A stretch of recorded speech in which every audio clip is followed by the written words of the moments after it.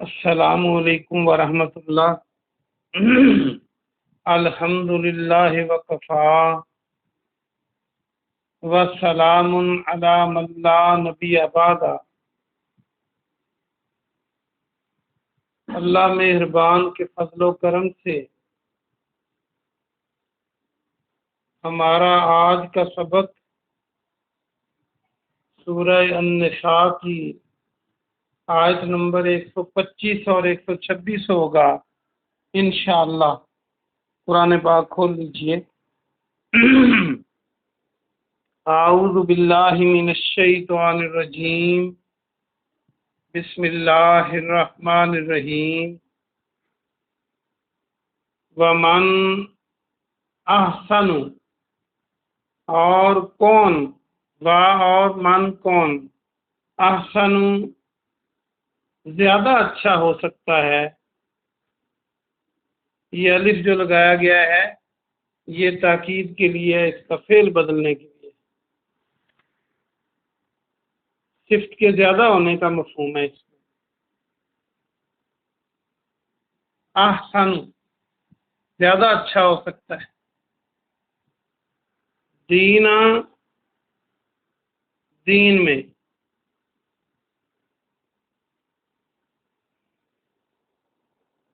دینم ممن اسلم، ممن سے جو، یعنی اس شخص سے جو، بریکٹ میں اس شخص کریں گے، اسلم جھکا دے،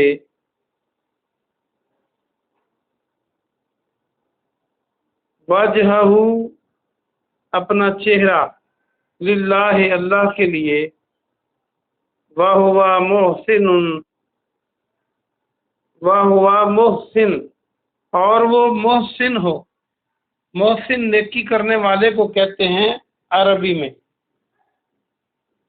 اردو میں تو ہم محسن کہتے ہیں جو احسان کرے۔ محسن واتبع، اور وہ پیروی کرے اور وہ اتباع کرے۔ واتبع کو دیکھیں تو الف تا با اور عین موجود ہے، با کے بعد الف لگا دیں تو اتباع بن جائے گا اردو کا۔ واتبع ملت ابراہیم، ابراہیم علیہ السلام کے دین کی، ان کی ملت کی۔ حنیفہ جو حنیف تھے، جو یکسو تھے، جو ایک کو ماننے والے تھے۔ واتخذ اللہ، اور بنایا اللہ نے، پکڑا اللہ نے۔ یہ لفظ آپ کئی بار پڑھ چکے ہیں۔ ابراہیم، ابراہیم کو علیہ السلام، خلیلا خلیل، دوست۔ بامحاورہ ترجمہ سنیں۔ اور اس سے زیادہ اچھا دین میں کون ہو سکتا ہے جو اپنے چہرے کو اللہ کے لیے جھکا دے اور وہ نیکی کرنے والا ہو، اور وہ ابراہیم علیہ السلام کے دین کی پیروی کرے، جو یکسو تھے، اور اللہ نے ابراہیم علیہ السلام کو دوست بنایا۔ وَلِلَّهِ، اور اللہ کے لیے، ما جو کچھ، فی السماوات آسمانوں میں ہے، وما فی الارض، اور جو کچھ زمین میں ہے۔ وکان اللہ، اور ہے اللہ سبحانہ و تعالی، بکل شیء محیطا، ہر چیز کا احاطہ کرنے والا۔ شیء کا معنی چیز، ہم اردو اور پنجابی میں بھی شے کہتے ہیں چیز۔ محیطا، محیط احاطہ کرنے والا۔ محیط کو دیکھیں تو احاطہ آپ کو یہاں سے بنا سکتے ہیں اردو کا لفظ، الف ہے، الف تو یہ ہے احاطہ کرنے والا۔ बामुहावरा तर्जुमा सुने।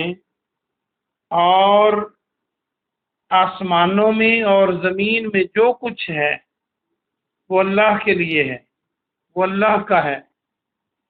और अल्लाह हर चीज़ को घेरे हुए है, अल्लाह हर चीज़ का इहाता करने वाला है। बहुत आसान सबक है। आगे नया रुकू शुरू हो रहा है तो उसमें नया मजमून है, तो 2 आयतें ही पढ़ेंगे आज। आ जाइए वापस तफसीर के लिए 125 नंबर पर। अल्लाह सुब्हानहू व तआला ने इस्तिफ़हामिया अंदाज में, सवालिया अंदाज में ये बात समझाई है कि उससे ज्यादा अच्छा कौन हो सकता है, उस शख्स से ज्यादा अच्छा यानी और कोई नहीं हो सकता। वो कौन सा शख्स है जो अपने चेहरे को अल्लाह के लिए झुका दे, यानी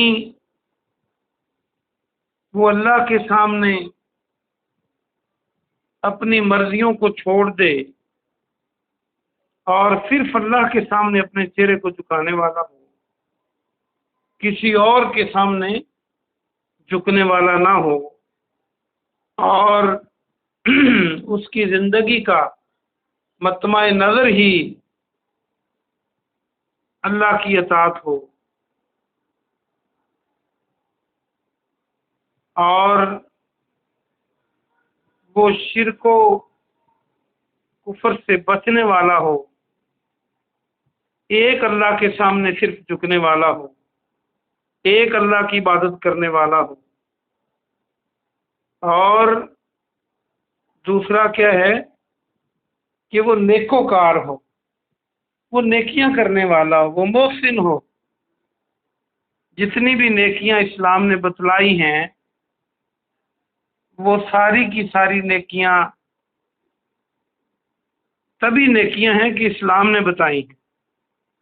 अपनी मर्जी से किसी काम को नेक या किसी काम को बुरा कोई नहीं कह सकता, ये किसी का इख्तियार नहीं है सिवाय अल्लाह के। और अल्लाह ने वो अपने अंबिया कराम के जरिए हमको बतला दिया कि ये नेकी है। जो अपनी मर्जी से किसी काम को नेक और सवाब कहेगा वो बिदअत बन जाएगी।